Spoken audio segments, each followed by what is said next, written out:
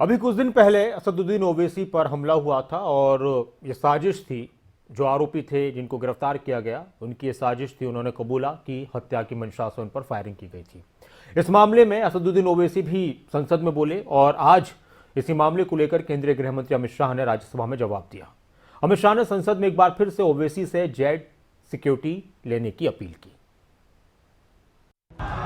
कदम कदम बढ़ाए जा, खुशी के गीत गाए जा, ये जिंदगी है कौम पे, तो कौम पे लुटाए जा।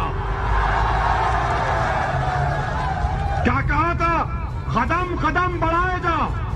तुम 7 कदम बढ़ाओगे मेरे, तुम 7 कदम बढ़ाओगे मेरे।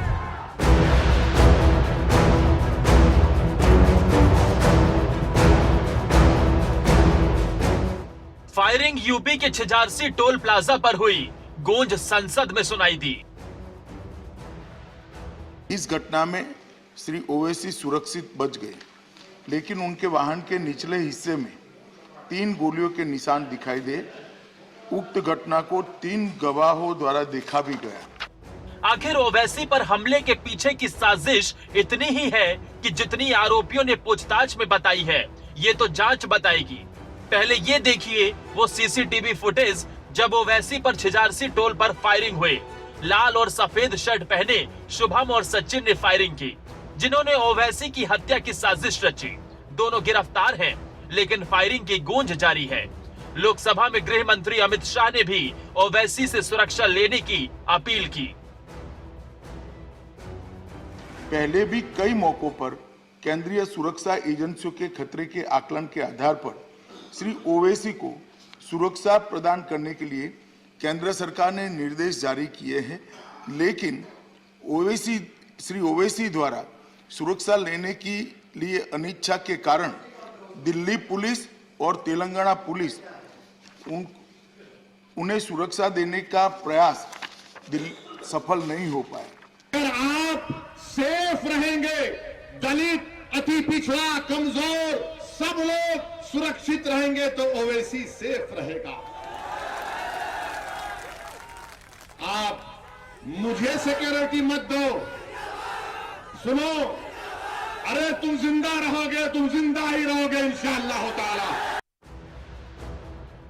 ओवैसी पर तब फायरिंग हुई थी जब वो पश्चिमी यूपी से प्रचार कर दिल्ली लौट रहे थे।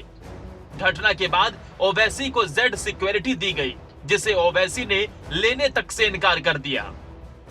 इन सब से दूर ओवैसी उत्तर प्रदेश के चुनावी प्रचार में जुटे हैं। ओवैसी बीते चुनाव में जिनके 38 में से 37 उम्मीदवार जमानत नहीं बचा पाए, क्या इस बार ओवैसी उत्तर प्रदेश में सपा और बसपा का खेल बिगाड़ेंगे?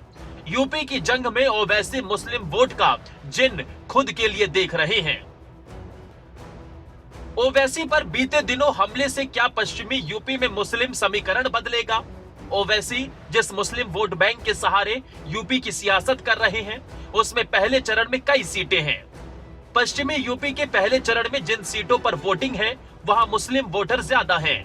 पश्चिमी यूपी में 26.21% मुसलमान हैं, जिन्हें पाने के लिए ओवैसी बरकरार है। 2017 के चुनाव में भी ओवैसी ने यूपी की 38 सीटों पर चुनाव लड़ा था, लेकिन एक को छोड़कर बाकी सभी सीटों पर उम्मीदवारों की जमानत जब्त हो गई थी।